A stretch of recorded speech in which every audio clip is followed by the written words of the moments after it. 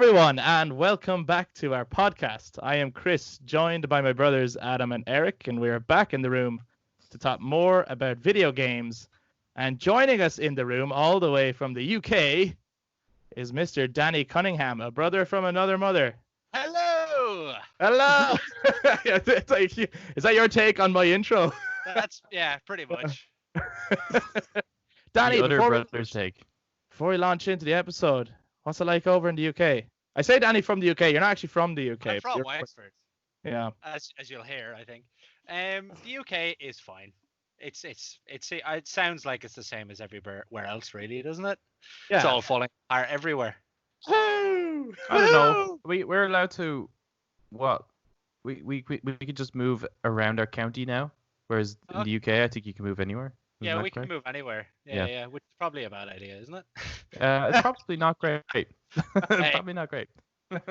I know. We won't tell them how to do their job. No, we're no professional. Anyway, we won't beat around the bush. Today's episode is the fifth episode in our top 5 PS2 games discussion, and the last game to talk about is Metal Gear Solid 3: Snake Eater. Snake Eater! What a bloody intro song. Man, that's not the melody of the song. No, not at all. I always get it mixed up with GoldenEye in my head. Yeah. Goldfinger even. Goldfinger. Oh my god. All three of them. Okay, so yes, we're going to talk about Metal Gear Solid 3: Snake Eater. If you've listened to the last few episodes, you kind of know how this goes, but if you haven't, we're going to explain it to you now. We are going to talk about it loosely first, just our general thoughts, no spoilers. Just in case someone crazy out there has never played this game before, what are you doing? Go play Snake Eater. Don't even listen to this. Just go play Snake Eater. But we're going to talk about it loosely first, and then we'll get to a point where we'll say now we're going to talk about spoilers. That will probably happen pretty early on because it's hard to talk about Metal Gear Solid without talking about spoilers because every single inch of it is a video. So we'll give you a warning and then we'll jump into it and we can talk about any point of the game from then on. Okay, so without further ado, here's something I want to try. Everyone take a line each, right? I'll go first, then Adam, then Eric, and then Danny. All right? Okay. Don't worry, you're ready for this. After the end of World War II, the world was split into two. East and West. I'm not ready. Come on, Danny. You gotta give me some time. I can't. Okay. No, it's okay. It's okay. You ready? I got into it. Go on, Danny. I don't remember. Starting. I know it's the start. First of all, it's history class. That's history. I was saying this to Danny the other day. I actually started my Leaving Cert, which is the Irish state exam, the final state exam. I started my history Leaving Cert exam, the topic of the Cold War, with this quote. I think most people, no better way to start. Most people played Snake Eater probably had the brains to do that. Because I think I did as well, and another guy from my year did that. Really? I had no brains. Did you not do that, Adam? No, we didn't cover the Cold War. You didn't have the brains to do it then? Yeah, that's what Eric said. We didn't cover it, so I wasn't going to write about something we didn't cover. You didn't even have the brains to cover it. No. No. Ready now. I'm ready. Okay, here we go. Ready? Okay. What the hell was that? Someone clearing the throat, like David Hayter style. Okay. After the end of World War II, the world was split into two. East and West. This marked the beginning of the era called the Cold War. Yes!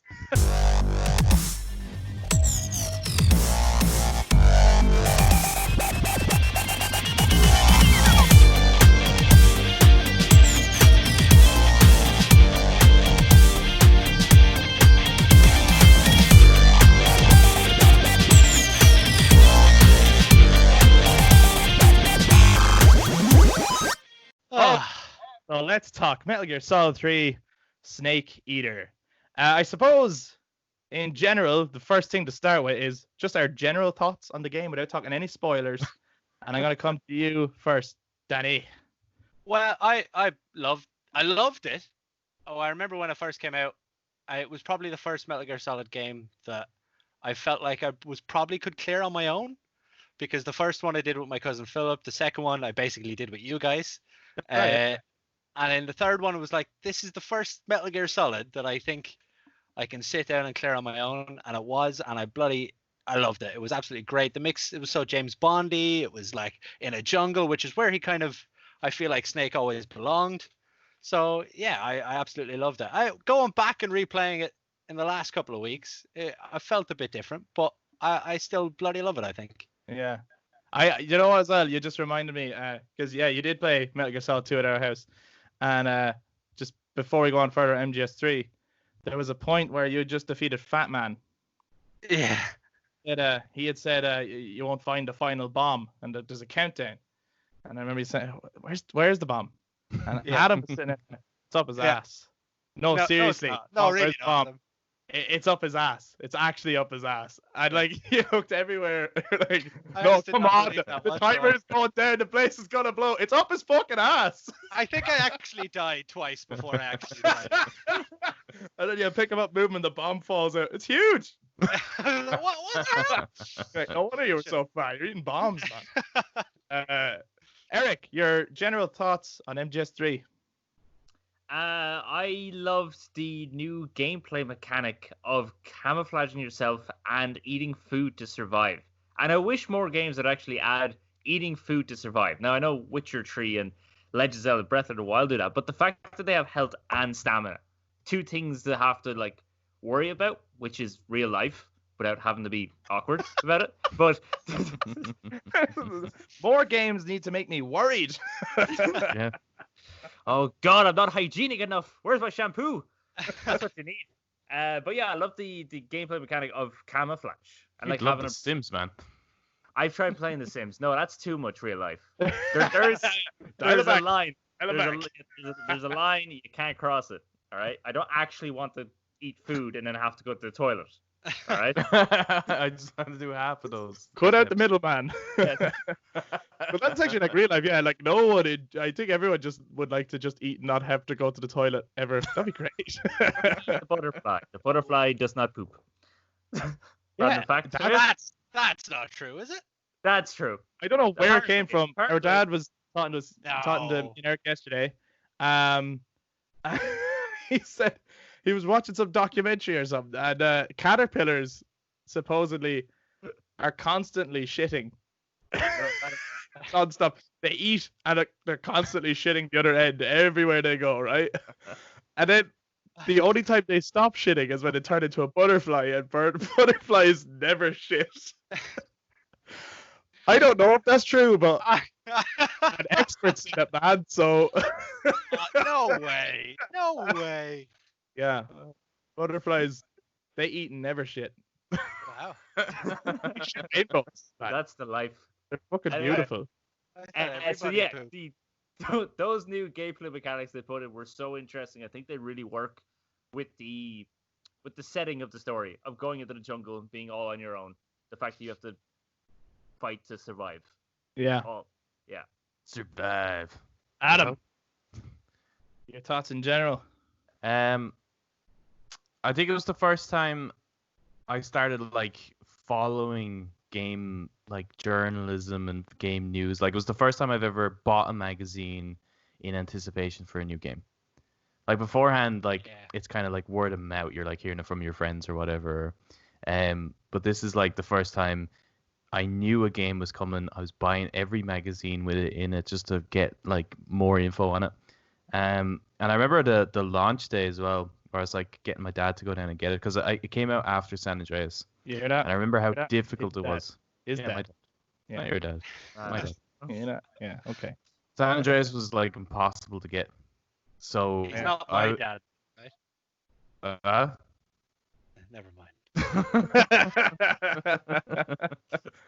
We don't know, Daddy. But yeah, I thought it would have been impossible to get, so I sent my dad down, and it was like the wall was like full of copies, like it was just no bother. So I got it day one, delighted. And it's That's incredible. weird. That's weird that it was easy to get. When you Yeah. think, Well, actually, it didn't. sell particularly well, did it?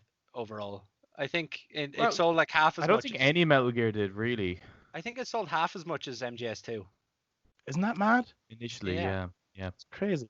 Yeah, because I mean, okay, so echoing a lot of what you guys have said, like MGS3 was just like amazing, and I think I was totally blown away by the changing your camouflage Yeah. as a new stealth mechanic in different territories. Like, oh, which is the best camouflage now to wear here, and even it's showing you the percentage of how successful it's going to be, and you're like, oh, I gotta get that up. This is not good right here, and like changing your face paint and everything, and then like not only I loved all the James Bond kind of style going on because like I'm a huge James Bond fan, but then Snake always had a bandana. But in the jungle with the bandana and the knife, it was like now there's a bit of Rambo going on as well. Yeah. There's so many like movie tropes in this game that just made it so. It's weird because like the game goes backwards, but yet it felt really new and refreshing at the time. And yeah, the eating stuff, the hunting and eating stuff. I think that always sounded like it was going to be a bigger deal than it was. Well, In the lead up to it, like reading it in magazines a lot, it was like, oh shit, this is gonna be tough. If you play it on a harder difficulty, it is It's actually ridiculous. Yeah. Oh, in some cases it is, but I think I had built it up in my head beforehand. That I was like, oh, I'm gonna have to actually like stalk animals and snipe them and set up traps for them or something like that. Like Yeah, it's not as overwhelming as it overwhelming sounds. as that at all. Yeah. Yeah. But it it's is a much cool... easier than Red Dead 2. Red Dead 2 is a pain in the ass. That's again one of those things where no, you're going too close to real life. Reel it back. Dial it back, All right, dial it back. bring it back to Snake Eater, where you just find the snake slithering like an idiot, and you just stab it.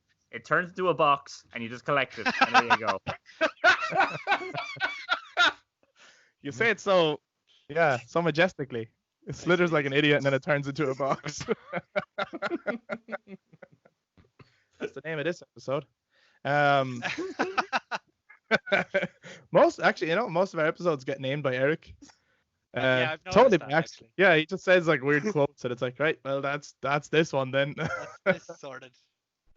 I suppose another big thing that MGS3 did differently to the other MGS series was the 1 and 2 were a look at our near future, a possible look at our future, right, in terms of technology and developments and politics, where things are going to go.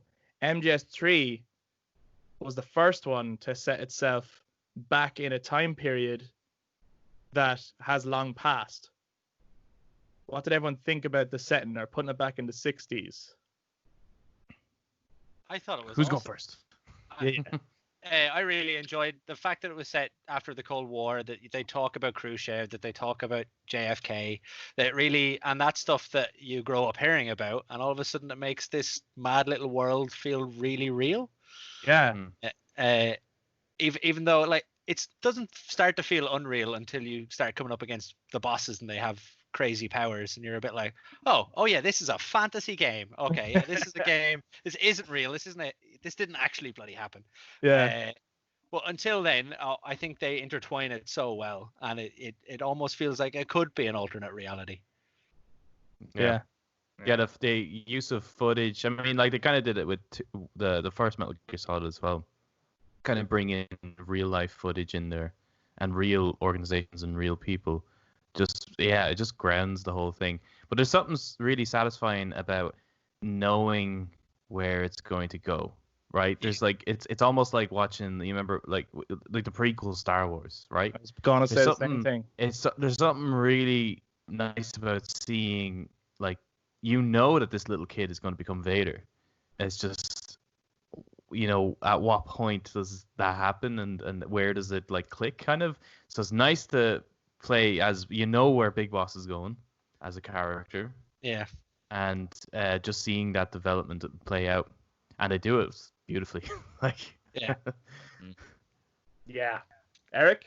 I mean, yeah, if you're telling the story of Big Boss, you have to go back. And I love seeing when you're in, I can't remember the character's name, damn it. You're in a big Russian facility and you see the man who's designing the Metal Gear. Granin. Granin, yeah. And you had the Ray, the Rex, and that was great. And the Shagohod, and you could really see, like, the whole thing, felt real. Like, the Shagohod felt like, that's something they could have invented back then. But you can also see that, I can see where this is going to go. I can see how Metal Gear came from this. So I think telling the story of Big Boss, it was perfect to put it within the Cold War, especially with the whole espionage style. Because, I mean, that's how you can get that Rambo feel and that James Bond feel as well, by setting it back then. Yeah, and I thought it was so fascinating to like they ended MGS2 on a cliffhanger, essentially. Yeah. Mm-hmm. And he does the opposite of what you think he's going to do with the next game, right? Because the assumption is obviously, right, well, we're going to follow on from that, and it's going to be like this Metal Gear Solid trilogy, 1, 2, and 3 of, a straight line path, like you would expect a series to go. And then suddenly you're way back when you're playing as another character that, like, even though he's voiced by David Hayter and he looks like Solid Snake, like he isn't Solid Snake. He does have his own, like, they are very different characters. He has a very different outlook on everything, really. Like Naked Snake, as a young agent, was definitely more like loyal to his country, was very like nationalistic and proud, believed a lot in the sort of war effort, and then you might say he was a patriot. Exactly. Yeah, and he was, and his experience then in this game warps him and warps his views on everything. And it was such an interesting story to tell. I think as well, this is a game that got way more in depth for me the more I thought about it, right? Because I remember, well, Kojima, you do this to me every time. I remember the ending. I was a little bit underwhelmed the first time I played it. I didn't think it was that complicated. I kind of thought, well, that's a bit straightforward. Yeah, I won't say what it is yet. We'll talk about it later. But I was like, well, yeah, that's straightforward. You knew you were going to have to do that, and you did that, and it happened. Yeah, fine. It was only later on when I really thought about everything that had actually transpired and the information that had come out about it and everything, and I realized just how deep that went and how dark that really was. And I was like, oh my God, this is actually like, how do you do this every time, Kojima? You blow my mind with how deep you go with your characters and your twists. He's just, man's a genius. But yeah, I thought it was so interesting to go back and do Big Boss. Let's talk about Naked Snake as a character. Without getting into the big spoilers or anything. Mm-hmm. How do people feel playing as him as the protagonist? I'm sure for everyone who hated Raiden, that was amazing. Yeah. Well, they poked fun at it, right? Yeah, they do. Yeah, yeah. they do. Yeah. Who wants to go first here? End of discussion, Derek. Anyone who hated Raiden, delighted.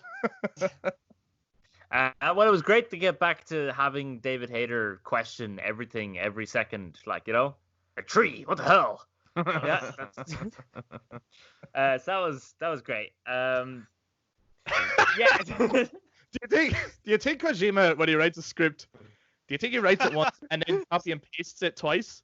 He just put a bunch of questions. And every second line is like, well, that's Snake's line. God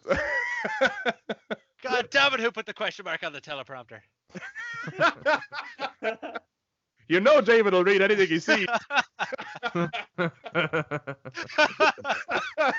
That's so good.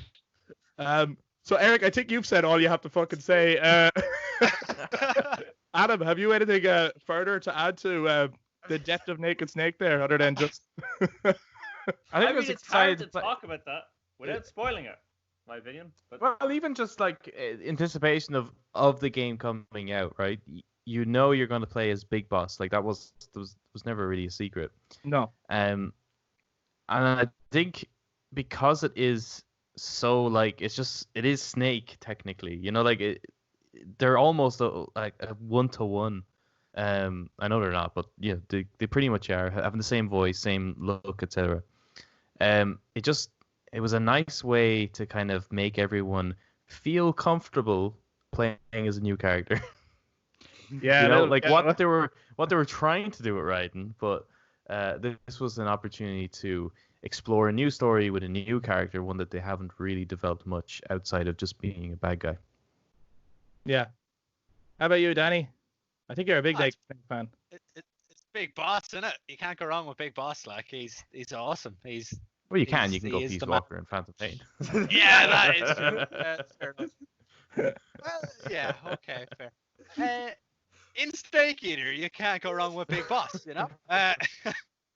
He's Well, he is the beginning of everything, isn't he? Well, almost the beginning of everything. Yeah. The whole Metal Gear Solid series, the whole Metal Gear series is about. So it's great to actually start at the beginning. Basically, it was Yeah. awesome.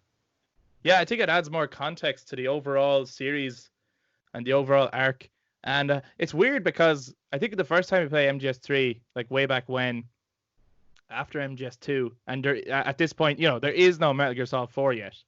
And so you're kind of like, I mean, this is an awesome game. Don't get me wrong, this is amazing, but it feels a little bit out of place with the rest of them, doesn't it? Because it's like you're going backwards, and it's Yeah. only when you play MGS4 and you realize what it was setting up as well as what MGS2 was setting up, and it all clicks together. And we will get to talking about that eventually. Yeah, but, like 2 and 3 added unnecessary complexity to the overall story. yeah. To what was already complicated. 2, we hadn't a clue what was going on when it ended, and then we're like, well, maybe this will be resolved in 3. And 3 talks about like the philosophers and shit, and you're like, what is this? What Like, we is just going got the on? Patriots. I want to know who the Patriots are. You're now talking about the philosophers. What the hell? And then in 4, they kind of like wrap all of that up in a nice And a little lovely bow. fucking bow. It's great.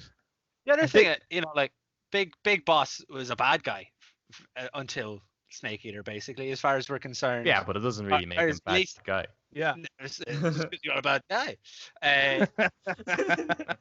But you play Snake Eater and you just love that character, and you're like, what? How did this guy become public enemy number 1? Yeah, and you're looking at a character who is so desperately fighting against the nuclear crisis, right? Like that is essentially what he's fighting against, and totally against like terrorism and war. Essentially, like he wants to fight against that.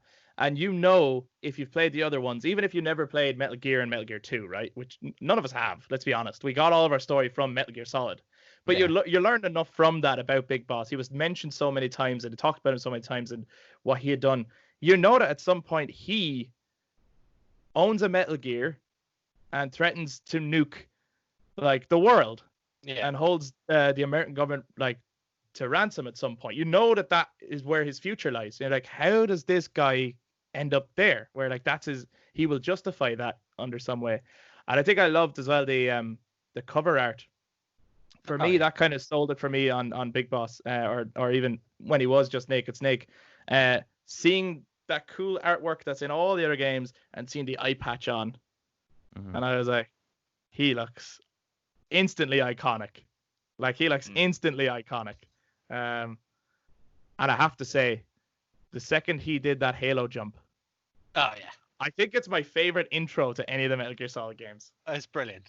It's cool. It's cool. It does get broken up with that really long bit of dialogue during it, but when he first does the jump and the music builds up and they make it out that he's the first one to ever do the Halo jump. Yeah. I was like, this is just so cool. when it's like, put on your mask and oxygen or whatever, and he just ignores him and keeps smoking a cigar. You're like, hey, this guy's cool. Like, yeah, and he throws it and it goes in slow motion, and you're like, smoking. Yeah, I should say sponsored by. Yeah, I do think though they should have like when you mentioned they kind of split that scene up, so you're like you're falling halfway down and then it goes to like a briefing. I think they should have put that into the menu like Metal Gear Solid 1 because it is a bit weird the way all of a sudden you're taken out of that badass parachuting scene to like for exposition and then back in. I'd agree with that. I think some moments in that game they're directed a little weird in terms of how it plays out the story and stuff. Yeah. But I suppose like he probably just felt that all of it needs to go in because there's how many people who played Metal Gear Solid 1 actually watched that briefing in the menu. Oh yeah, no one. Yeah. I didn't even realize there was briefings on MGS4 as well until way later. Yeah. And they tell you so much that you really need to know. What are you gonna say, Eric? I actually did watch them when I was really young. I don't know why. I found them, went cool, and I watched them. That's really funny. Since you had said before that you just skipped every cutscene, and you're the only one to find the ones that no one else watched. Yeah. That's I go against the grain. I think the last non-spoilery thing we could talk about is maybe like the graphics and the music overall to the game. So, I mean, I'll kick it off. mean, I remember when it first came out. I think the graphics absolutely blew my mind.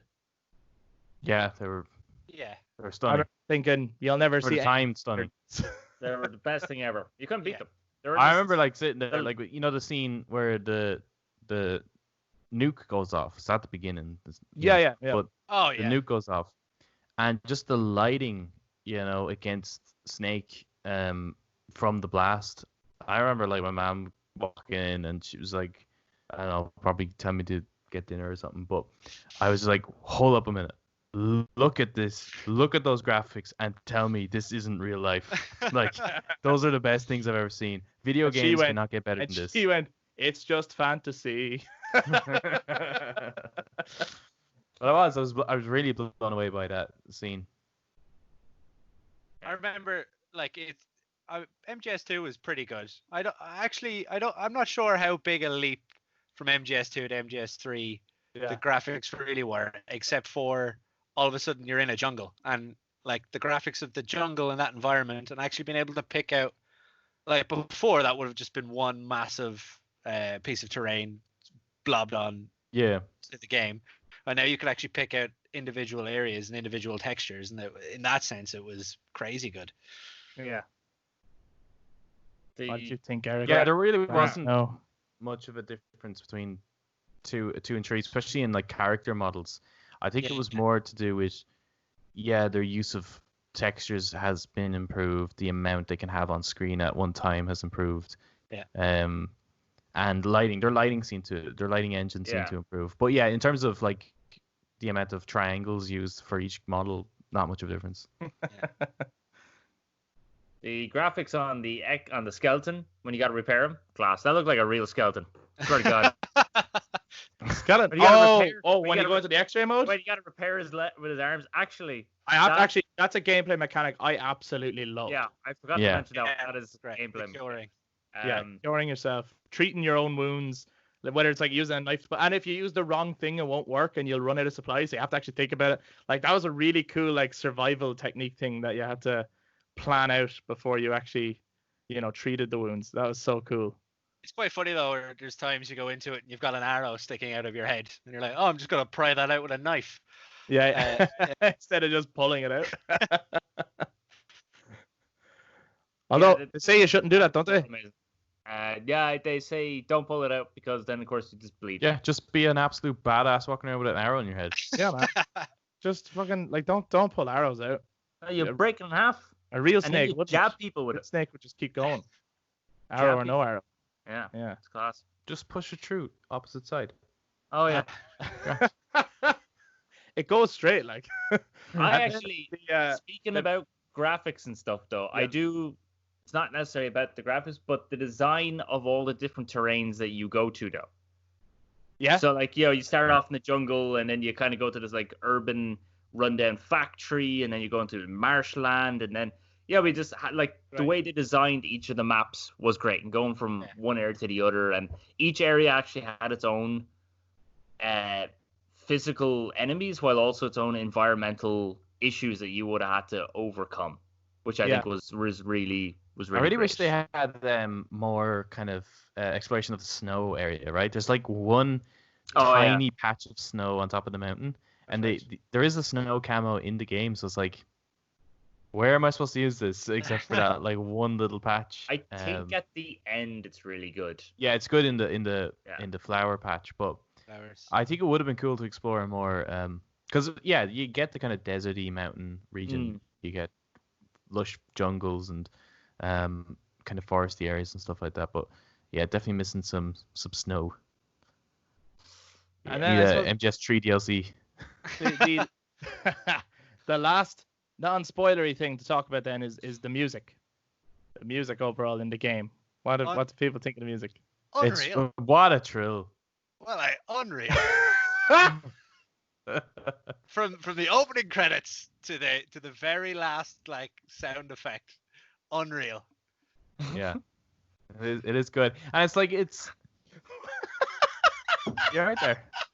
What a thrill. That's fucking great. Sorry, Adam, you were going to say something.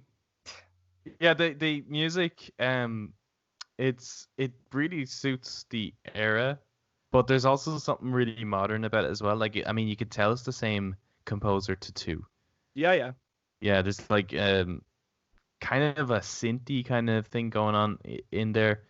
When especially like when there's like the kind of like not an alert, but you know, like evasion or something. Yeah, another one. Kind of second alert status. Yeah. There's kind of like a little synthy beat kind of going on, which, you know, it's kind of not necessarily with that time period, but the way they mix in kind of almost like this natural sound of the jungle and the birds whistling as well. Like they've really managed to mold it all together really, really well. But then there's just that fucking opening theme tune. Oh, what a theme tune! Yeah. And I only found out recently. It might be the action button. If you press the action button, the singer actually whispers "Snake Eater." Yeah. Yeah. I did. And you can add in backing vocals whenever you want them. Yeah. Unbelievable. That's so good. It's a tiny detail, but it's there, great. you know, it's an option. Eric, what do you think of the music to Snake Eater? I mean, we have to just talk mainly about the song, to be honest. The song makes the game. The song brings the game to life, because you got the opening intro, then you got it when you're climbing up that really long ladder. I love that shit. I love the ladder. And that, when it's like so quiet and like it's nearly like an a cappella version of just her singing, and you can just hear the steps on the ladder, and it's just snakes and ladders. And it's just epic. When I started again in the past couple of weeks, as soon as I hit play and the theme tune ended, I went, "Oh, I can't wait for that ladder scene." Like, oh, it's gonna be great. I think it's like how self-aware it all is. Yeah, like, that's the thing. They could have done this like bad, like obviously the tune is badass, but it's not like badass in a serious sense. It's almost like they took the Moonraker approach. Yeah. They're like, sing about a snake eater. It's like, well, what the hell am I gonna sing about? And it's like eating tree frogs. You know, like the lyrics are just crazy. Yeah. But then with the ladder sequence, like it's so obvious that the ladder is there to help load in the next area. But then they really took the piss and just made it like ridiculously long at the same time. Yeah. And they're so self-aware with it. And then they were like, okay, let's put the music in. But it feeds into being able to reflect on your journey so far and stuff. Yeah. And thinking about what's ahead. Like, it's so fucking good. But it's so like, I mean, obviously it's paying tribute to the James Bond movies, right? Like that's totally on purpose. But it's just the second it goes bum bum bum bum, you know. But it's like the silhouettes of like the peace signs and the snakes. Yeah, and the snakes like silhouettes going around everything, and like they actually did a James Bond like credit scene, and you're like, this is just fantastic. But the bit at the end of it, like I love that graphic of like it's the snakes kind of doing this curl thing, and they're kind of and they're using like camo patterns as well, and all of them are kind of trying to almost emulate the mushroom cloud of the nuke and stuff. Like it's like such a cool graphic. Yeah, it's unreal. But it's so funny that like MGS3, as serious as it is, it's also probably the campiest and funniest Metal Gear Solid game. Yeah, it's definitely the campiest. Yeah, because it's poking fun at that time era and those kinds of movies, and like it's quite ballsy. Like it tries a lot of different things. And even I love the way they integrated. Like they obviously couldn't do codec. It's well before codec. So what they do instead is, you know, he gets down and he turns on the radio and he gets in. Your character comes up, but because it's not a codec, they're not moving anymore. It's just like a picture of them, and you could like push your pictures button. I find that really interesting that so cool. Because as games improve, like so that was the first Metal Gear where you could shift the camera. You know, so beforehand we had to rely on the radar system and the way they look and stuff. But now we don't need that because we can move the camera and we can. So obviously radar wouldn't exist. So they have they have not the Soliton radar, but they have a very old style radar system. But it's like you don't need it anymore because you've got these new controls. So it's really nice how improving the gameplay and giving you new options fits the time period and the type of technology that would be there. Yeah. I just think that shit is really cool. It's awesome, and I love as well the just on the topic of like the gameplay and stuff. CQC, so cool, right? And I always thought when I was younger and I heard that, I was like, yeah, CQC, that's like this like badass martial arts, you know? Like it just stands for, it's literally just close quarter like combat, which is just any hand-to-hand combat ever. But it's like, yeah, he's an expert in CQC, so he'd like kick the shit out of anyone who knows kung fu because he knows judo. CQC. CQC. Yeah, But, I suppose a it's cool basically addition. just it's their universe version of Krav Maga, like. Yeah, but I think it works well in the game. It's cool that you have those like takedowns and stuff. I have to say though, I think it's hard to pull off. I haven't properly, really. yeah. Yeah, I don't really use it much whenever I play because I find it's quite difficult to, it's like, oh yeah, I want to grab him. Oops, I just slit his throat. Like you're trying to interrogate someone. I don't think it's easy to pull off. It's not easy to pull off, but at the same time, the fact that that was a brand new mechanic brought into the game, and when you do pull it off, and when you're interrogating someone, you have someone in a chokehold, a knife to their neck, and you're interrogating them. No other game has ever. No, and even Good since tackling a lot. I can't think of. I think game outside the they series. didn't master it really until Phantom Pain, because it was still quite difficult in 4. Yeah, It was okay in Peace Walker, but I think in Phantom Pain is when they actually managed to get CQC actually work. All of the gameplay in 4 was difficult. Yeah, it was Like, there were so many things you could so do, but you never complicated. fucking did them because you took All, 5 seconds to print another video. Like, Yeah, all 10 minutes of the gameplay in 4. It was pretty Yeah. difficult. okay, Hey, now there is that lengthy 30-minute following that dude in Europe. yeah. Now I was Oh, able to do that really well. That concludes this episode. I'm joking. That concludes our non-spoiler talk because we can't hold back anymore. Come on. Okay. So No. from now on, we are entering spoiler territory. The assumption is you've either played the game, you're familiar with the game, or you don't care and you just want to hear people discuss this game. So from now on, we can talk about any detail in the game whatsoever, and we can watch Eric squirm as I ask him what his favorite something is, and he freaks out because like listing favorites. He thinks it'll be held against him in court forever. Will be. So, okay. I don't know where to start, but here's where I think I'd like to start. Just to get the ball rolling. Why does everyone? Oh, okay. Young Ocelot.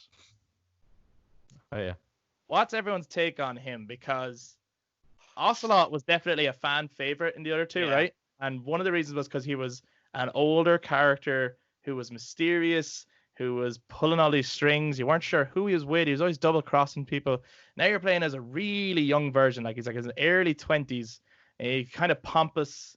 It's like, oh, you're kind of doing it's like a Raiden version of my Ocelot here. What are you doing to me? How do people actually feel about how they executed it? I think it makes sense. Obviously, it makes sense. He's not he's not going to be like the cool, mysterious Ocelot that he is because he's only a recruit or something. Like, you know what I mean? He's not. So I think I really like their approach actually of trying to make like they're again aware that this guy is young and he's a recruit, so he's trying to be cool, but because of his age and like his lack of skill, he's not, and he always messes. I But have a it counter is- argument there. He is super brilliant. Yes. And he plays off being not so brilliant as being Yeah. dumb, which is why Snake keeps surviving all of their encounters, I think. Yes. Yes. Yeah, like I think think like when so. I first played it, I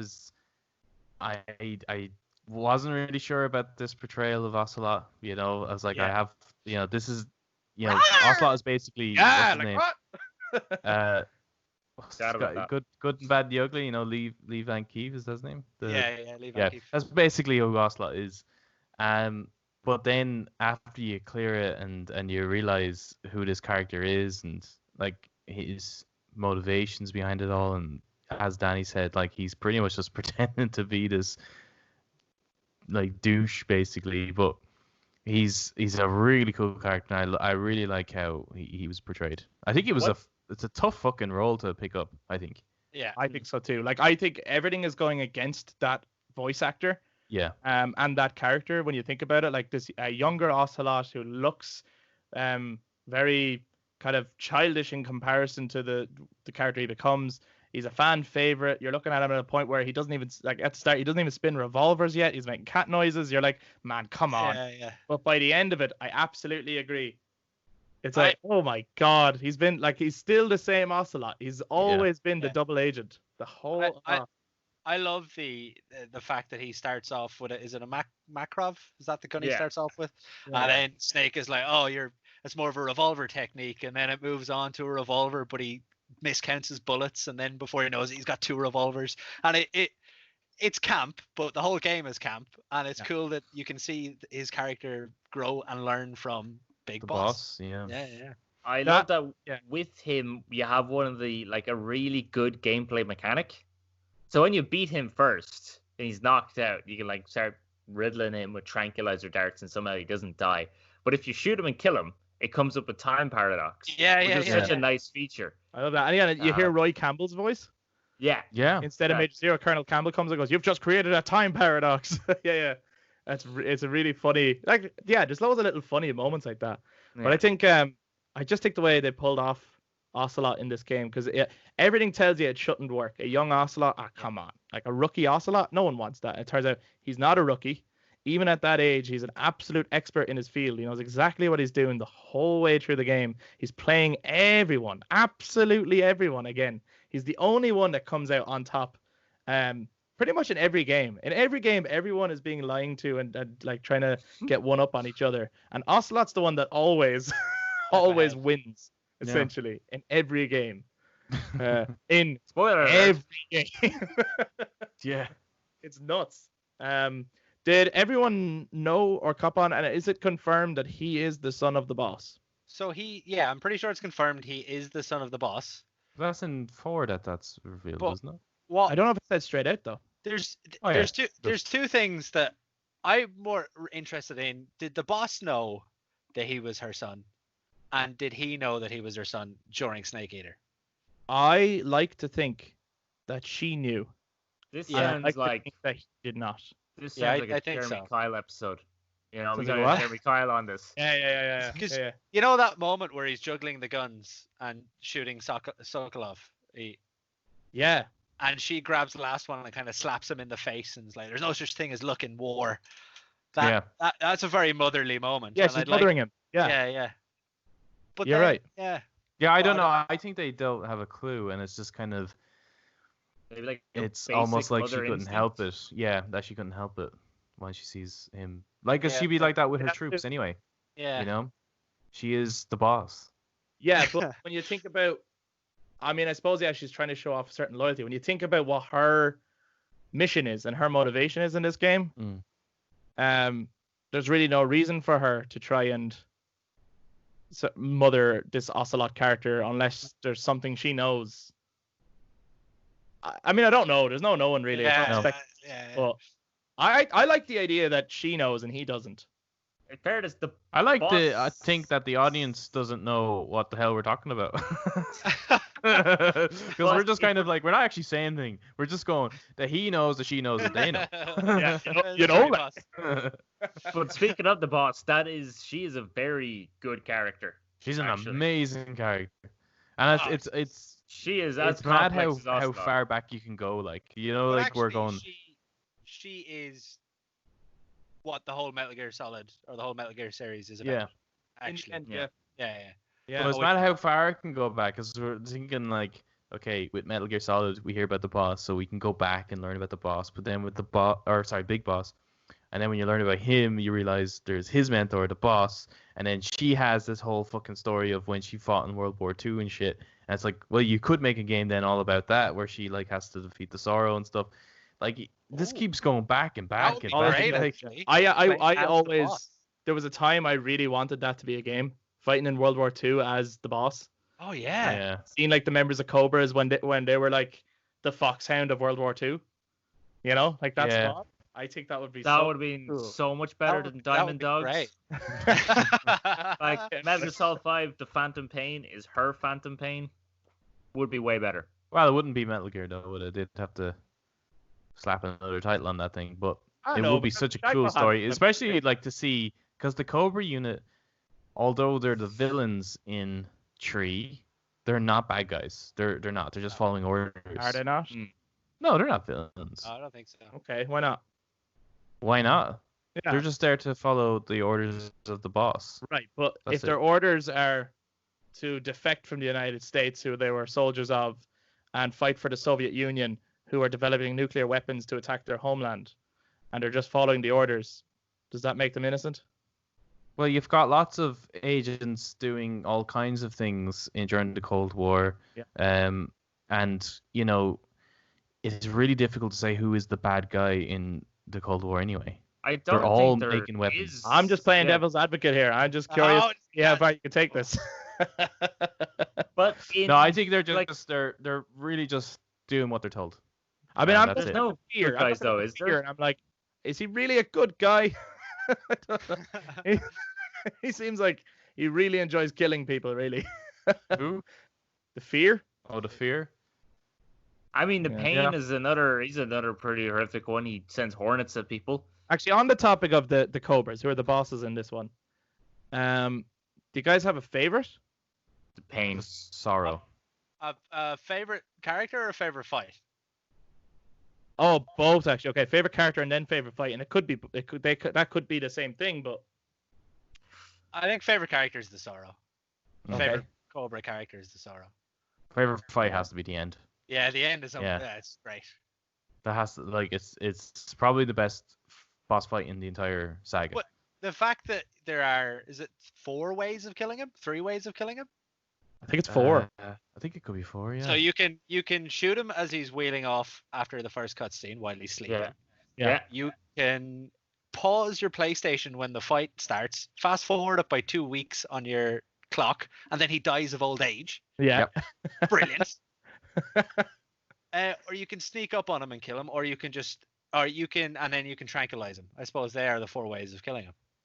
Yeah. Yeah. But that sounds right. there's a Oh, fourth way. There's a fourth way of that fight ending though as well.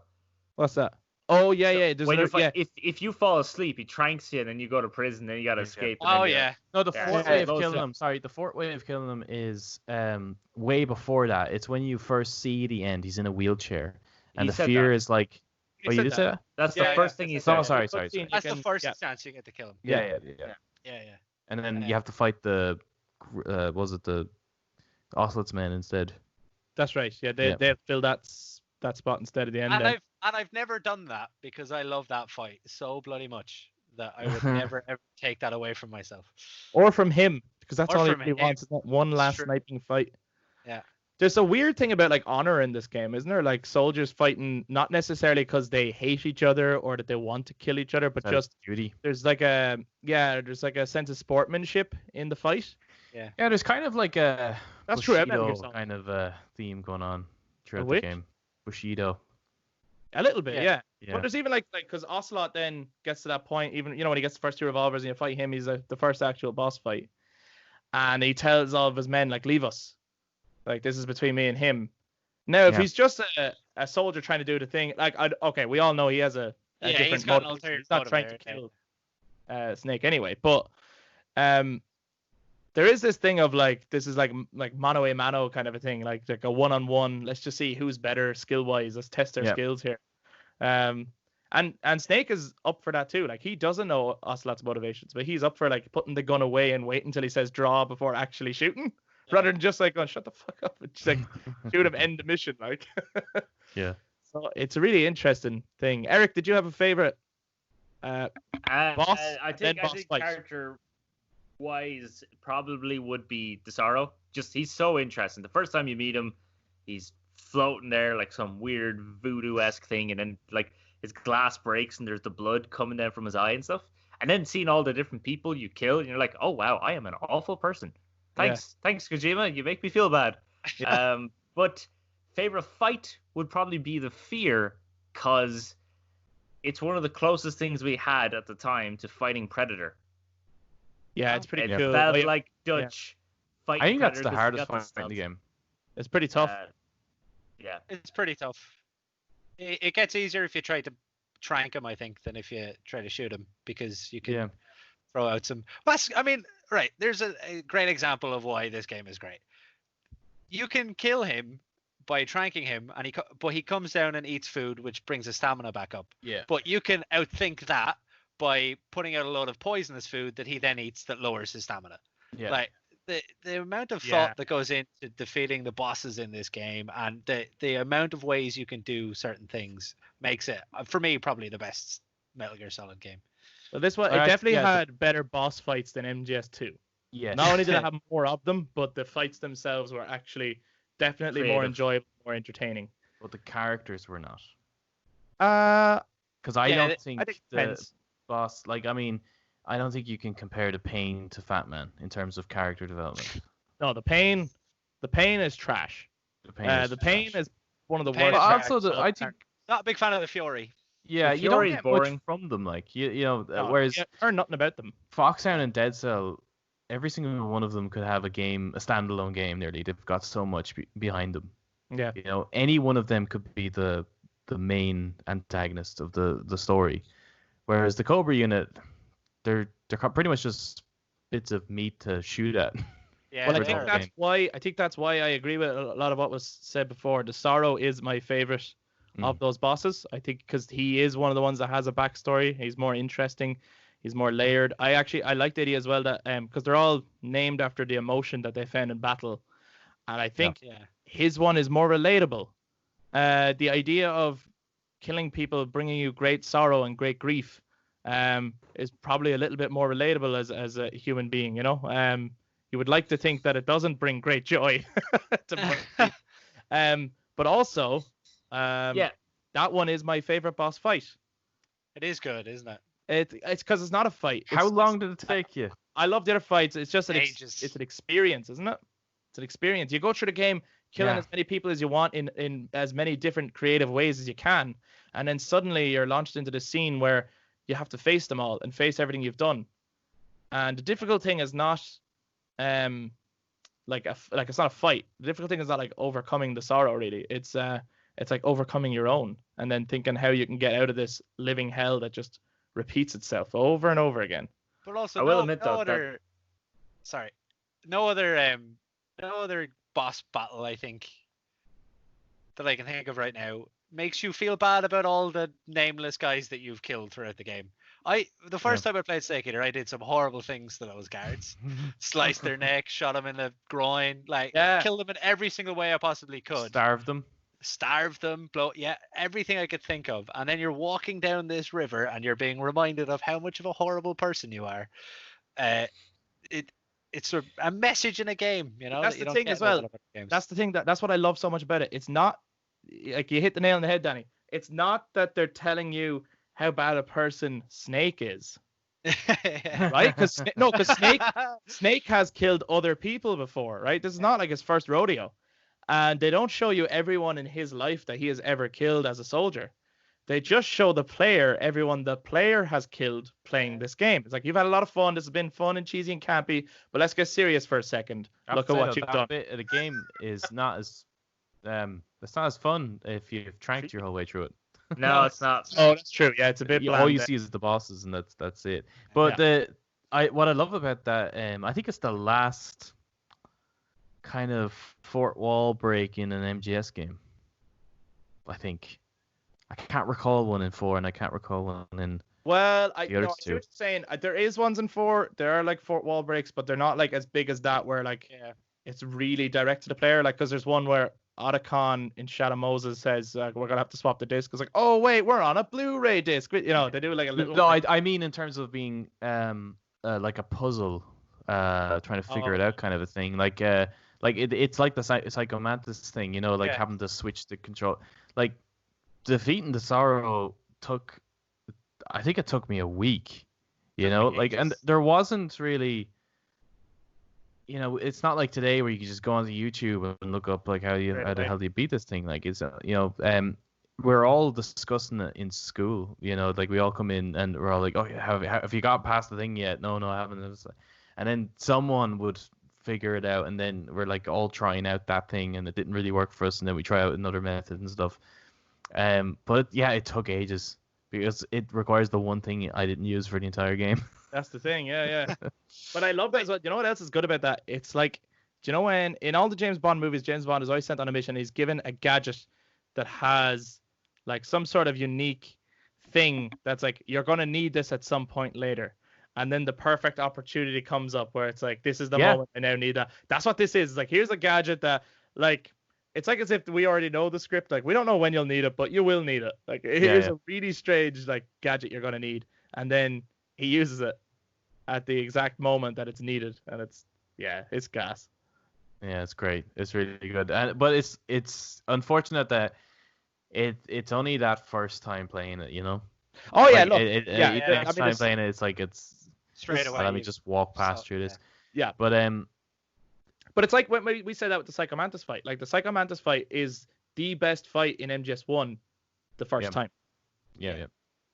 When you know what to do, there's nothing much to it. But you still appreciate that happened the first time, you know? Yeah, exactly. It's because it happens the first time, it really is in your brain and it'll never leave that experience. I actually think, though, another brilliant boss fight in Metal Gear Solid 3, which obviously doesn't have the same kind of impact that the Sorrow has, and you don't have to try to figure it out. But fighting the boss and having to actually use CQC against her, because if you use the guns, she just goes up and takes it apart.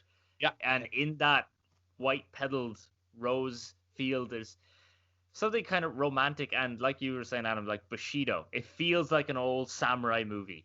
Taking on your old mentor, and that is a beautiful fight as well. I think that it plays tough fucking fight too. Can we talk about the fact that not only does the cutscene stop so that you can actually shoot the bullet that kills her, but then all the like, just for a second, like, any sense of, I know there is moments of supernatural in it anyway, but in that moment, all sense of realism goes away and all the white flowers turn to red, and Snake is like forever tainted. That whole moment is so emotional.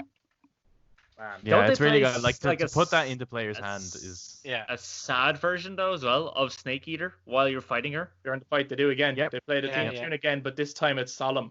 It's not as brassy. It's not as fun as it was earlier. Now it's like, Do we think? I've often wondered, did the boss let Snake win? I'd say so. Like, many occasions she had shown that she was able to kick his ass. Like, at the start on the bridge, she kicks his ass, tosses him off. Then she meets him again after he lands back at night. She comes along, kicks his ass, takes his gun. Yeah, I mean, I'd say Eric, so. I think you're right, because it's her mission to lose, isn't it? Yeah.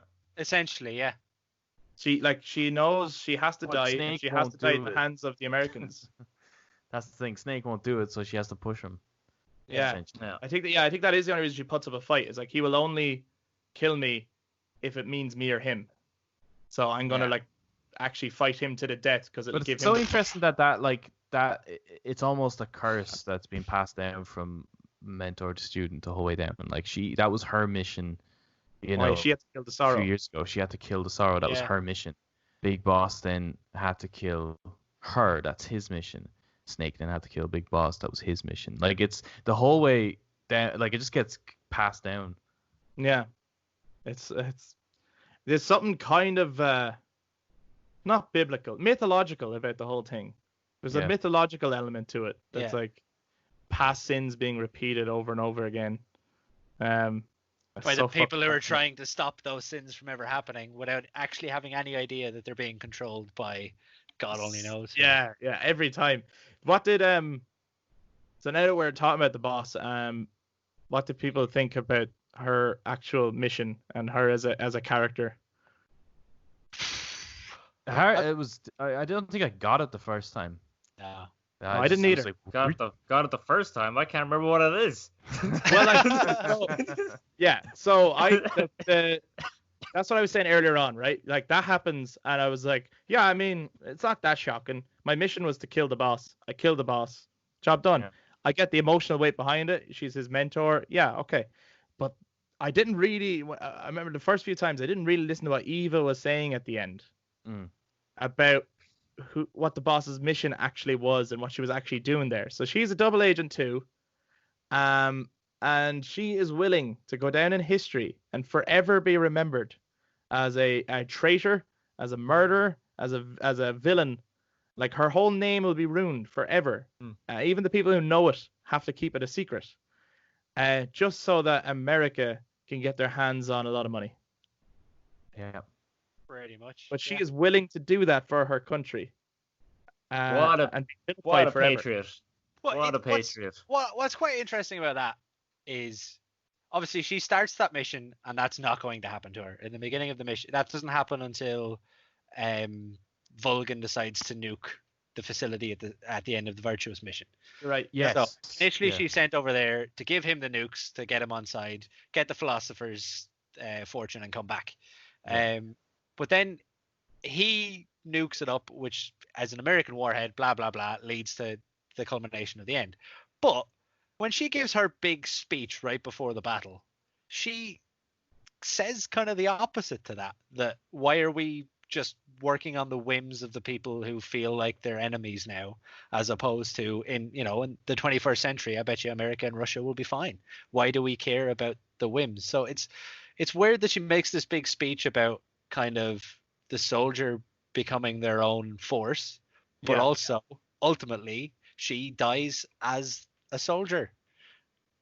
It's weird. It is a bit weird. Yeah, And well, it's- I yeah. suppose it's like she has a vision, isn't it? Yeah, do you Like think she- that maybe she's passing it on to her student? Well, I'd say As, like, it's the what it final- is that she just finds herself not in the position to be able to, or doesn't know how to Yeah, maybe. fulfill this vision of hers, which is this, like, she was supposed to be the first woman in space, isn't it? But it was never Yeah. documented.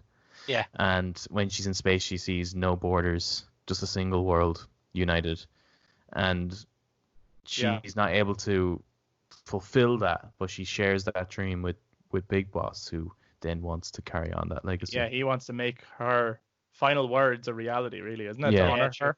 After yeah. it's just so it creates his motivation so well. Yeah. Like for me, I know they decided to make Peace Walker and the Phantom Pain and other Big Boss stories, but for me, by the end of Snake Eater, I was satisfied enough to fill in the gaps. I was satisfied enough that I was like, I can see that he is tormented by what he has just done. Yeah. And Well, that MGS4 Her helps words fill in of the giving gaps, him doesn't it? motivation that like, Yeah. he's going to. Yeah, MGS4 fills in the gaps really. It does it as well. Yeah, no, it because- does. Like, but I just what I'm saying is I didn't need to see him actually do it. No. I'm happy enough that like right, the rest is just history at this point. Yeah. Oh, he creating outer Yeah. heaven and all that stuff. That I know that happens, and now I know why it happens. Yeah. It's enough for me. But the boss's sacrifice, it's so complicated. It's so layered. So complicated. Yeah. Like it's really. God, But it's Kojima mad did- that, like, okay, you get that reveal Yeah. at the end, and it's like, Jesus, wow, what a complicated story, and it's an amazing story. But then you hear like Eva's role in it, Yeah. and then you hear Another turn. Adam's role in it, Another turn. Yeah. and you're just like, wow. And I suppose like that's probably the one of the main plots in it, isn't it, Ocelot? Who was Well, that's- Ocelot working for? Ocelot is working for the U.S. government. Yeah. Yeah. But the boss is working for the. Yeah. Okay. They're playing. US must have been idiots if they were like, right, we'll send in this double agent and that double agent. Way. Or they were geniuses. No, 'cause They knew what they're doing. they knew the Chinese were after it as well, and so were the Russians. Everyone was after this. The whole game, like the whole nuclear thing, is all like a facade. Basically, everyone's just after this huge fortune left by the philosophers, and that's Yeah, really I get that Evo's sent by the Chinese, yeah. but they send in the boss and Ocelot to get the Philosopher's Legacy. Then they also send in Snake to get the Philosopher's Legacy. I was like, No. you guys are really Oh, Oh, Oh. Snake overcompensating. is not in to get the Philosopher's Legacy. No, he's not even supposed to know about it. He's there Oh, to like he's show like- that the American government is going to fix their problem. That Yeah. that the KGB think they caused. The way I look at it is, I look at it as because Ocelot's been embedded in Mother Russia for a long time, right? Like a long time, Yeah. because he's like head of a I GRU don't know unit, this game. and- I don't know this game then. right? You need The way I to look go at it, back and play Ocelot's this been game, there Mick. for a long time, and he's the one feeding information to the Americans, right? And Right. he might say, okay, I have found the Philosopher's Legacy. You need to send someone in to get it now, right? Right. You send in the boss, the nuclear thing happens, everything is fucked up. The plot's going to have to change, right? We need to deal with the boss to cover up any kind of suspicion of what's going on. We'll send Snake in to kill the boss, but that's the red herring. While that's happening, Ocelot, when you get the chance, You need to get the Philosopher's Legacy, get out of Russia. All right. Well, Okay. I get it now. now, I get it now. here's something that I've always wondered that I don't think is answered, but maybe it is at some point. Yeah. When you first start Snake Eater, not the Virtuous Mission, when you actually start Snake Eater, you're told to go to Razvat and meet Adam. Yes. And Eva shows up, and that starts that whole story. But Yeah. why doesn't Adam show up? Right. I think Ocelot is such a good double agent. No, He's honestly. so good. Honestly, I think he's so good. He's the best. He's very good. We've got the best double agents in the world. I think Ocelot is not willing to even reveal that he is Adam, but he's actually helping Snake the whole way through. I think he knows that he was supposed to meet Snake, but he's not willing to even blow that cover. And he's like, I'll help you from the shadows. I am not even willing to meet you as Adam. Yeah. Yeah, maybe. He's so good. He's such a good. I wonder who the original. Was there ever supposed to be an Eva then? They mentioned that there's an Eva. Yeah. But she's not. She's not the actual one though, is it? I don't think so. Isn't she? Did she not just double cross the States to work with the USSR, but actually she's double crossing the boat to work with China? So she's a triple agent, right? Bro. What? Why is the Cold War so complicated? Why can't we make this easy? I'm sure that's what the Americans in the Danny, room. I actually think you're right. Yeah, I think Yeah, I think because that's she it, is yeah. American, right? Yeah. So I think she is an American agent who's actually working for the Chinese and is pretending to work for the Russians as Tatiana. Yeah. And also there's the whole ridiculous part when Snake is getting tortured and Tatiana comes up to him and I think she slips him something or she tells him there's a way out and he goes, "You're Eva." Of course it's bloody Eva. Like Yeah, but she's wearing glasses though and like, clothes. so Superman kind of. Yeah, it is. It's And fun. I do actually. That's a great feature on when it comes to gameplay and like different ways to tackle the game. You know when you get captured, Yeah. and you got tortured, and you're in the prison cell, and you gotta escape. I think I was the first one out of the three of us. I don't know if you discovered it, Danny, but the first time you played it, where I kind of just went into the X-ray vision, just be like, "Hey, I'm tortured. Maybe something's broken," and I found that there was the tracking device, so I took it out in the fort. You did it straight away. Did you? But Yeah. Isn't there? So hold on. This is also crazy because I didn't know about that. There's another way to get out of that prison cell. You can vomit and a guard comes in. Yeah. But also that guard is Johnny Osaka or Johnny Sasaka. Yeah. You know the. Yeah, he's Johnny. Yeah. Johnny's Yeah, dad he's or Johnny. Johnny's granddad or something. And Yeah. if you keep giving him food, he eventually gives you the codec number to call to get out. But Yeah. also the Sorrow gives it to you if you press R1. Yeah. During a cutscene. This game is so good. Yeah, there's And so then much to there's the hidden nightmare sequence. Oh yeah, yeah. that's right. We enter Castlevania. Basically, yeah. I love the, that. The conversation with Sigint, where he talks about having a night, is that after that? Yeah. If you call Sigint after that, he tells you about a nightmare where he's chased by a big lump of shit. Yeah, a Big turn tank, tank. yeah, and it Turn was shooting tank to fire missiles turn. and turning everyone into pieces of shit. Yeah. Yeah, it's fucking brilliant. But does Actually, the nightmare only happen if you get the story about Dracula from Yeah, um, from Medic. Paramedic, is it? Yeah. What do you guys think of the supporting cast this time around, right? Because we're taken away from. This is the first time we don't have Otacon, we don't have our Colonel Campbell, we don't have like characters like Mei Ling or Naomi. We're away from all of those people. It's all brand new. So we got your Major Zero, Paramedic, and Sigint as your support team this time around. What did we think of them? Well, it felt like MGS1 again, with the big cast of characters. It was actually kind of in MGS2. I didn't really like that it was pretty much just Otacon all the time. Like I like having all these different people to talk to. Yeah. So it felt like MGS1 again. But Major Zero just sounds like what's his name? From Austin Powers. His fucking Yes. the head of What is the his name? agency. Yeah, I know that. Yeah, I know what you mean. Oh yeah. Basil. Is it Basil? Basil, yeah. We're gonna go with that. Yeah. Yeah, I think it is Basil. No, I think you're right. I think it is Basil. He is like him. Major Zero is brilliant in it. He starts off as Major Tom. He's such a. Between him and Paramedic, there's so many movie references throughout the game. Oh, it's, Like, Yeah. and he's definitely like a reference to like an M style character, Yeah. from the old 60s James Bond. I love it. I love. And he's been through like something, because of the big scar on his eye and stuff. Oh yeah. You know that he has served time. He fought in World War II, I would say. You know that he did his time before he was just a commander of Fox. Well, he mentions he was in the SAS with the boss, doesn't he, at some point? Oh, really? Really? Yeah, I'm pretty sure he says he was in the SAS with the boss, and that's how he knows her. Cool. When he first introduces her in the game, I think that's what he says. I like Paramedic and Sigint as well. I like that because I kind of like.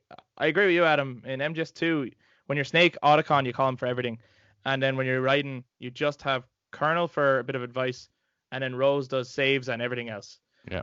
Whereas this time around, they actually looked at it as like, okay, so in the gameplay, you have to look after your health. So we need a medic as a guide for that. So we'll have that character there.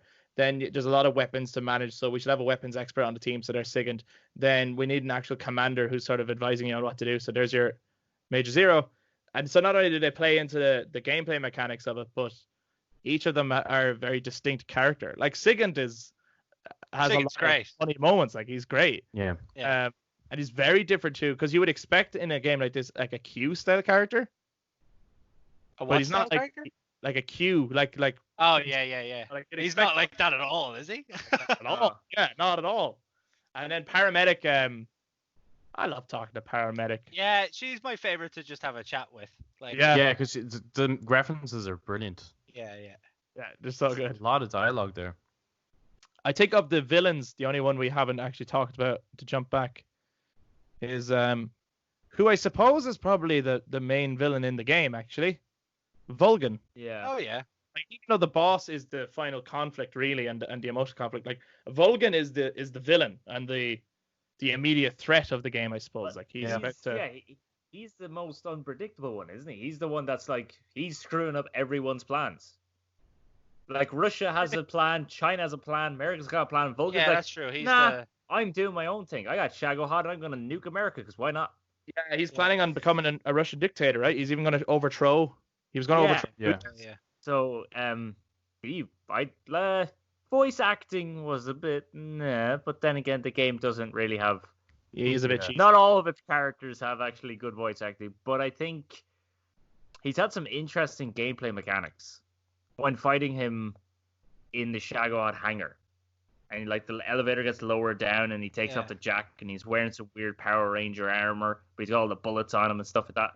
But when he's firing the lightning at you, to make sure it doesn't hit you, you got to shoot the bullets like away so that it hits the bullets, which is such an interesting, interesting gameplay mechanic. I always like the fight as well where he uses his own electricity to power the Shagohod and he's on top of it.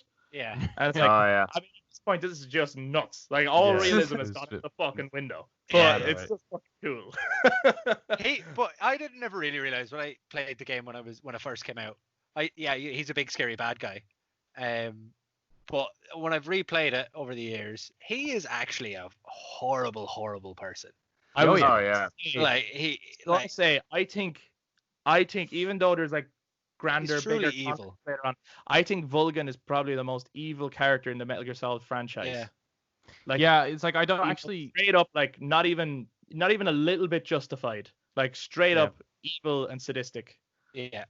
I don't really like him as a character. I think he's fine. Like I don't, he's in it. I get to fight him, whatever.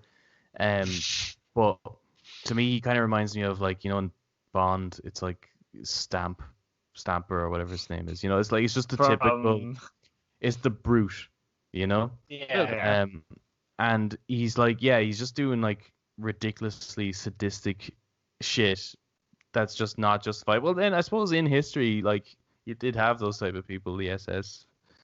They were horrendous. They were sadists. None of them could be justified. And another kind of great relationship within the game is the fact that he is that horrible, evil man, but the only person he ever listens to or respects is the boss. The boss, yeah. Which is actually fascinating because I suppose like he fully believes the boss is defected, but if she hadn't defected, they would be arch enemies, right? Like share that odds with America, and she's America's hero. Well, also in a strange way, this is complete conjecture here. They might have grown up together in a way, because his dad was in the Philosophers, and the boss's dad was in the Philosophers. So there might be they were in the playpen together. One was CQCing, the other was electrocuting.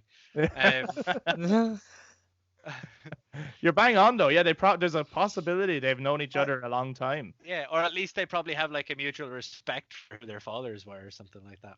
Yeah, I think so. Am I wrong, or this might be slightly off topic, but the boss, it's implied that a lot of people have heard of the boss as a legendary World War II soldier, but people don't realize it's a woman. Oh, is that true? Is that or am I wrong? I don't I mean- think so, because they refer to her as the mother of You're the right. special forces. You're right. Yeah, you're right. I think it's just all her great deeds were kind of not, I suppose, publicized, not all that kind of stuff, like the space thing. And the fact Redacted. that, I'd say that's one of, like, first of all, she's special forces. You know, I mean, keep all of her what she's doing secret, but then also because back in that day, women would not have been looked upon as Great doing anything achievers. great. Yeah. Yeah. So.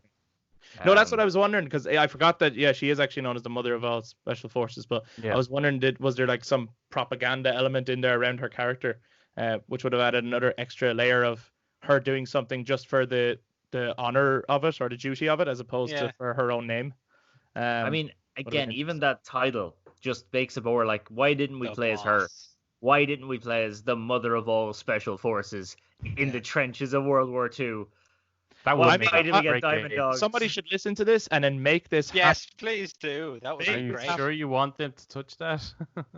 Please No, maybe sell the rights to another Hold on. studio. I said someone. Just say anyone. Yeah, make it on streams. Almost It'd be good. grand.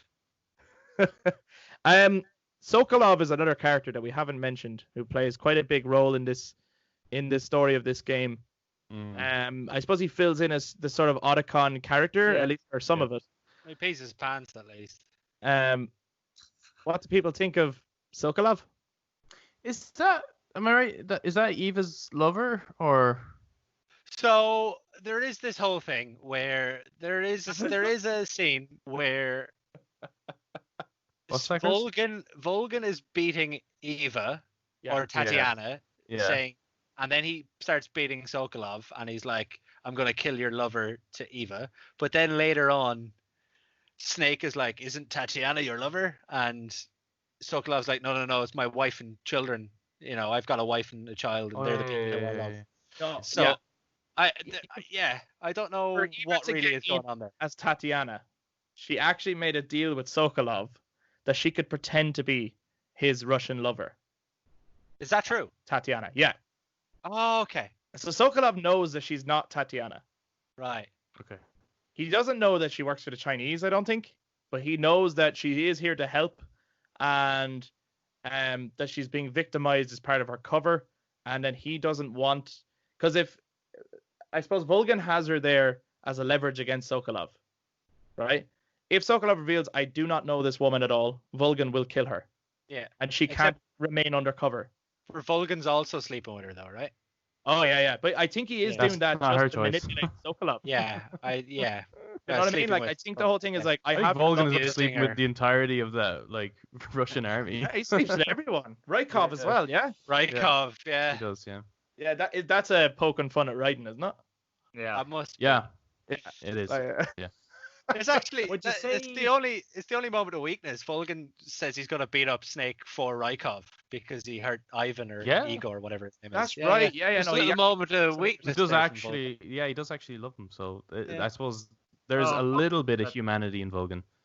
yeah. That beats my point. I was about to say, do you think that Vulcan fucks everyone just for the sake of power play? But no, if he likes, I think for a lot of is it people, he does. Rykov or Raidinovich?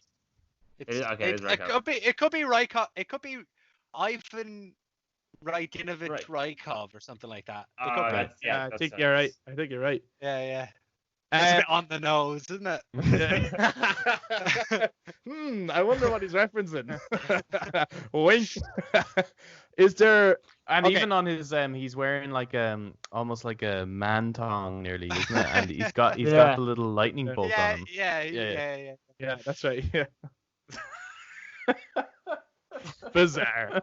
Have you guys got a favorite part of the game, whether it's a moment, a story beat, or a part you like playing Is there a part in the game that you think this is the highlight of the game for me?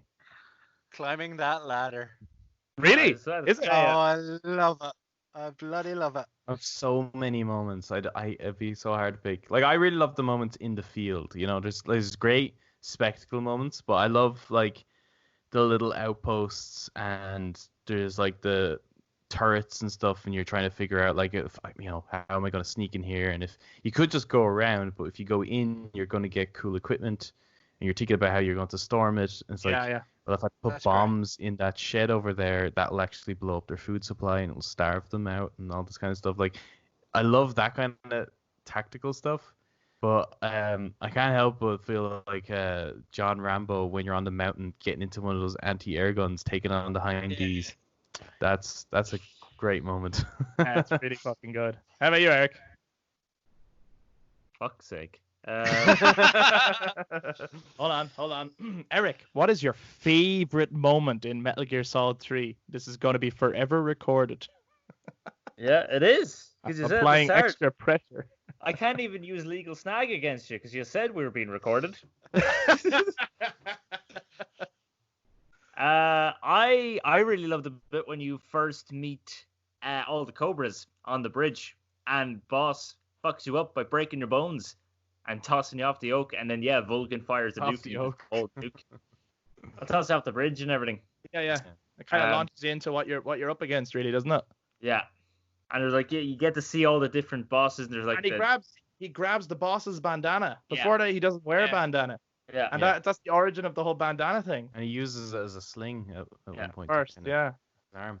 it's fucking cool. It's Actually, great speaking how- of that Go ahead, Eric. bridge, good gameplay mechanic, can go up with a knife and cut all the ropes. I was just about to say, I love the Physics. it's a playground. The whole game's a playground. It's like, there's an amazing story, and the whole adventure is like, it's actually quite a long game, but you can extend the gameplay to your heart's desire because there's just so much you can do to mess with people. You know, whether it's shooting a hornet's nest so it falls and attacks people, or wearing a crocodile cap and hiding, looking like a crocodile in the river and stuff. Yeah. Or taking down the bridge so everyone will fall off it. It's just so much play in that game. My favorite part is actually when you're it's towards the end of the game, and you're on the bike with Eva. Yeah.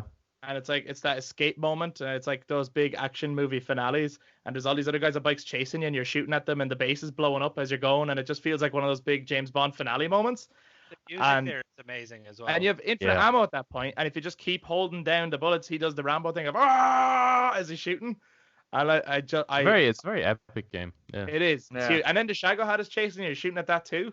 Yeah. I love that moment because I'm like, this is exactly what this game needs right now. The only problem with that is just after it, and after the Shago hat fight and everything, when Eva gets injured and you have this whole chunk of escorting her Yeah, that's it. Yeah. while you're just trying to get to that final fight with the boss, and it's like it feels like the momentum was so fucking crazy that I wish that ride could just take you right up to the field, and she's about to get on the plane, and you're like, I have one last thing I have to do: go into the field and fight the boss. Yeah.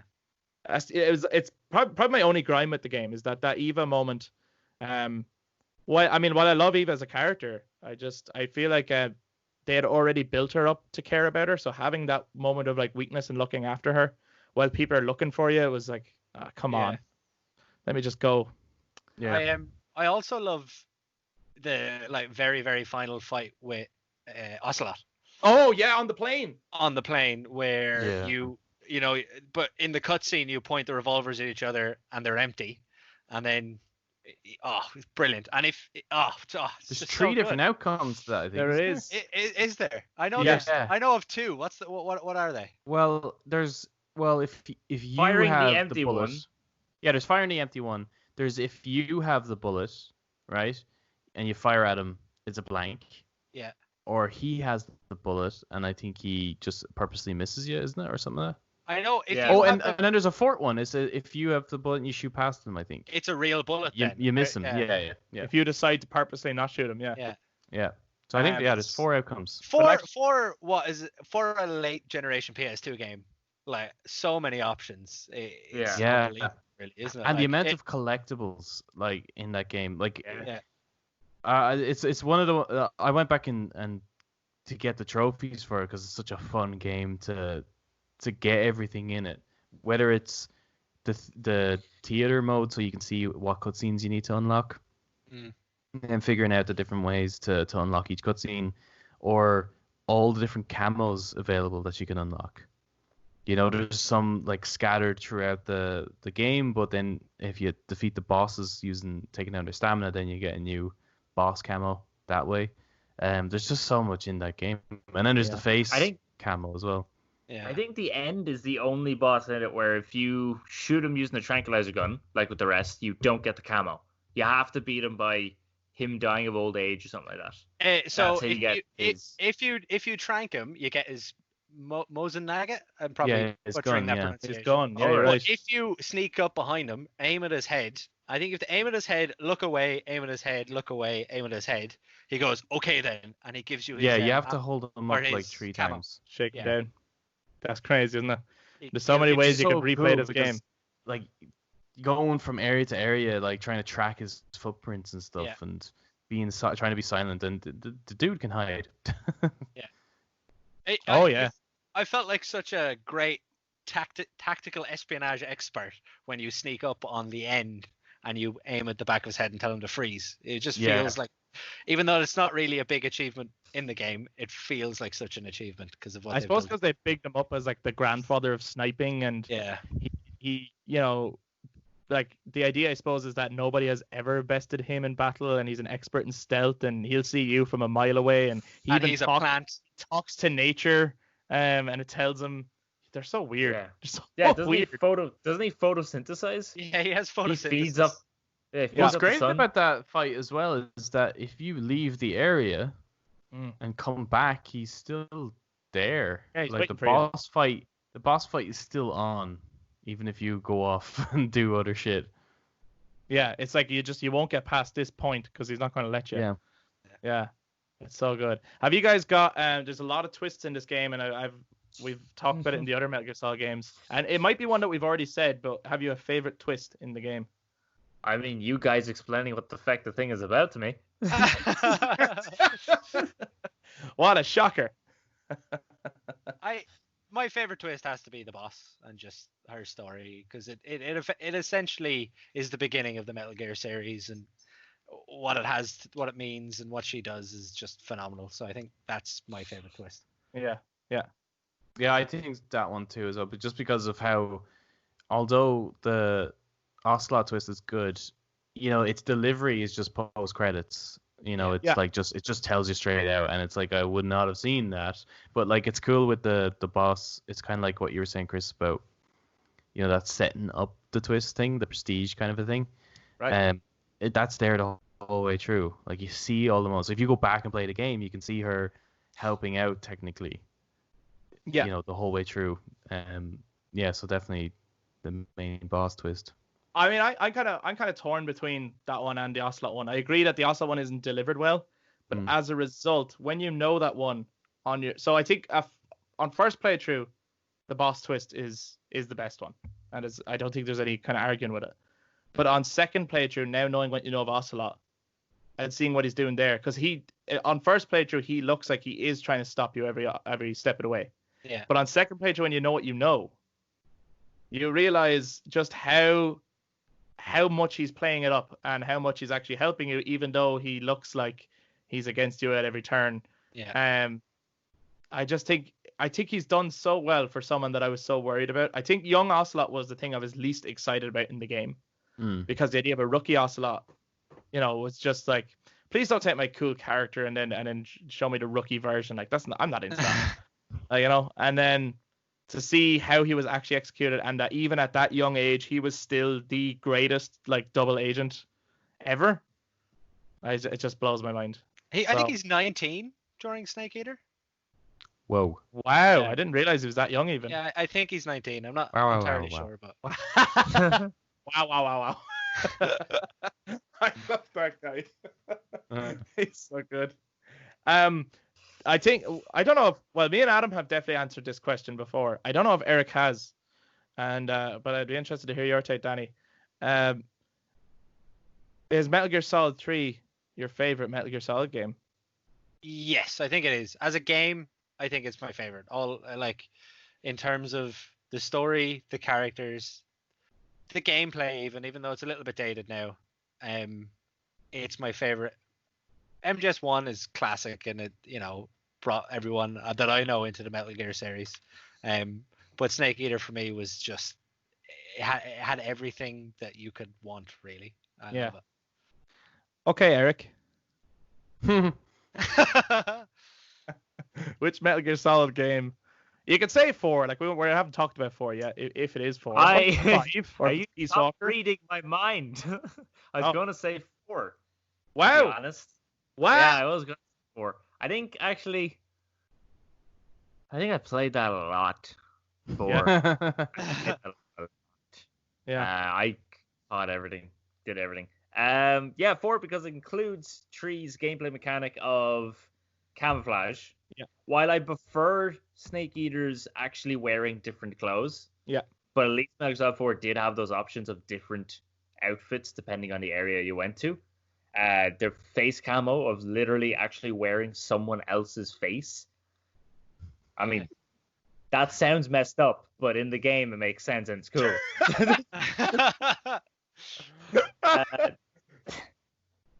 Collecting all the different guns and then learning about the war economy and then seeing ID tags and everything, and you have to break down the ID tag of the guns, the amount of guns, shit ton. The customization of weapons in that is fantastic. And then auto aiming in that game is great. I feel like a badass. I just put auto aim on, and I just gotta hold aim, and he automatically just points at someone, and I just pull the trigger and he shoots them, and it goes to the next person, and the next person, and the next person. I'm like, I'm Snake right now. Aiming is so tough in Snake Eater. It's one of the it is so tough. You have to kind of run towards them and hold square and hope he shoots. You can press L1 maybe, and he might aim at them, or you have to stop dead where you are and aim straight down. That could do. Are you playing the HD version? Yeah. It was the only way I could find PS3? it. On the PS4. So I got I got PS Now. Is it on that? It's on that. Which, by the way, top tip for anybody: save as often as you can, because if you go away from the game for more than 10 minutes, it just kicks you off the game. Oh, okay. And I had played Snake Eater for about 4.5 hours. And no! And then I went and made some lunch, and I came back, and it had kicked me off the game, and I hadn't saved once. Because I was always wondering about. I've played it. I definitely played it on PS3. I think I played it mostly on the HD version now. Obviously, I played it on PS2, but the HD version I played it mostly on the Vita, and I can't remember if on the PS2 there was always that ability that you half press square. Yeah, it's like a pressure. He aims, but if you press fully, he is engaged in his shot, and then if you let go, he shoots. I have no idea. So it's not on the PS4. I at least I couldn't do it. On the Vita, you press the I think it was left on the D-pad or something like that, and he will aim. But if you press square, he'll shoot, right? And I've been trying it. I'm playing the HD version again on the Xbox, right. And I'm trying on that, and the D-pad he moves the cursor or the reticle. So I don't know how to actually aim at someone and then disengage that without firing off a round. So what I did, if you can't do it with an automatic rifle, so like with an AK or something, he just shoots. Yeah. But with your handgun, you can hold square to aim, and then if you want to disengage, you just press L2 really quick, and it'll deselect the gun from the menu. Bollocks, man. Yeah, okay. Yeah, it is bollocks. That really needs a fix. Can I also mention though that that's in all the Metal Gear Solid games? I think that kind of menu system, it's so good. Oh yeah, the left and right menu system? Left. Yeah. I wish more games would take that on board, because it's quick and It's great. It's a great menu system. Is there, before we finish up, because we're getting to that time, is there anything in Snake Eater that I mean, there's obviously lots that we haven't talked about, but is there anything that we haven't talked about that we definitely need to address? Is there anything that someone's like, oh, we fucking forgot this? Let me see. Just Pain dancing around like a Power Ranger. I mean, there's a reason we haven't addressed that. That shit sucks. I am the Pain. Anyway. Ocelot does a lot of that too, though. A lot of like dramatic turns. Yeah, he does. There is this. It's definitely the campiest, and as serious as it is, I think Snake Eater is probably the most fun Metal Gear Solid. Yeah. It's a little bit tongue in cheek. It's a little bit like it has really serious themes, but also he's definitely having a bit of fun with the time era and with the kind of genre of it. I love the way they tie it into the actual historical events, the Cuban Missile Crisis, and all that stuff, and make it seem like this maybe possibly happened in some random jungle in Russia that we never knew about. It's like this is a top secret op that that's like being revealed to the public nearly. It's like that's a good idea. That's one thing. That game taught me the geography of Russia. I thought Russia was just snowy, and then I find out it's got every equatorial fucking system in the world. Games are educational. Word. Word. Preach.